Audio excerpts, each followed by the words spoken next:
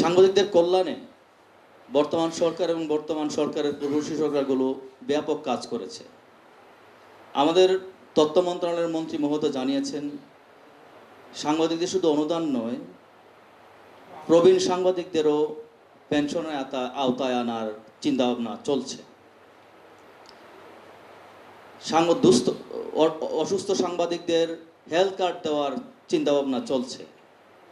এভাবে সাংবাদিকদের উন্নয়নে বর্তমান সরকার অনেক কর্মসূচি নেওয়ার চিন্তাভাবনা করছেন।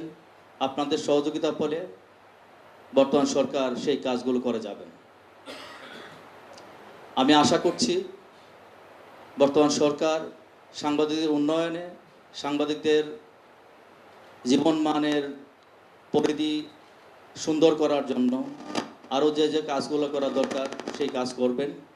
সাংবাদিকদের জন্য বর্তমান সরকার, বিশেষ করে বর্তমান সরকারের মাননীয় প্রধানমন্ত্রী তারেক রহমান সাহেব, তিনি খুবই সাংবাদিকদের ব্যাপারে উৎসাহী।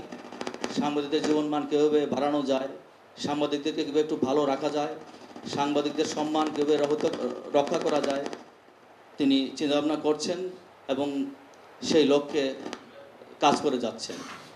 তো আমি আশা করব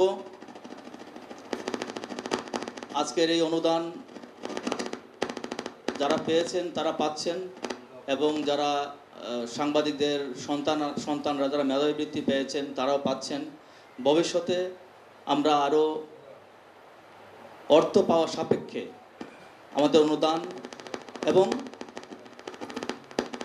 সাংবাদিকদের সন্তানাদির বৃত্তির সংখ্যা আরও বাড়ানো হবে, এবং আরও যে কর্মসূচি নেওয়ার কথা বলা হয়েছে সেগুলোর জন্য অতি দ্রুত নেওয়া হয়, সেই ব্যবস্থা আমরা ইনশাল্লাহ করব। ইউনিয়নের সাংগঠনিক সম্পাদক জনাব সাইফুল ইসলাম শিল্পী আছেন। এছাড়াও আমাদের সামনে উপস্থিত আছেন চট্টগ্রাম অনুরোধ করছি চট্টগ্রাম প্রেস ক্লাবের সদস্য জনাব সাইফিয়ান আওলাদিনকে।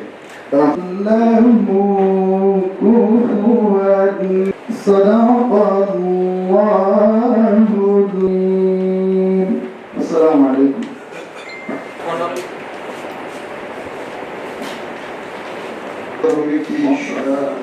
প্রকাশ করবো আমরা শুনবো। আমি এখন আর্থিক সহায়তা প্রদান, সরকারি সহায়তা প্রদান এবং মেধাবী শিক্ষার্থী বাকি চালু হয় উপস্থিত আমাদের মেট্রোপলিটন সাংবাদিক সম্মানিত সভাপতি। সরকারের কারণে অনেক সময় নিজেদের কথা বলতে পারে না। সরকারের এমন উদ্যোগ যে দুস্থ সংখ্যা হচ্ছে, আমি মনে করি এখানে কোনো দলীয় বা এটা মেট্রোপলিটন সাংবাদিক ইউনিয়নের বাইরেও যারা সাধারণ সাংবাদিক আছে তারাও পাচ্ছে। এখন সংক্ষেপে বক্তব্য রাখার জন্য অনুরোধ করছি জনাব সোহাগ কুমার বিশ্বাস, নির্বাহী সদস্য চট্টগ্রাম।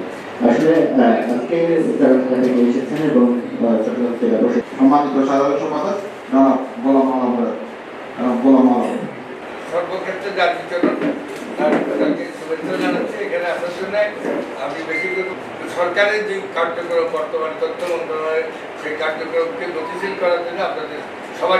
আমি আজকের এই আনন্দঘন অনুষ্ঠানে একটা দুঃসংবাদ শুনলাম, এতদিন জানতাম না এটা।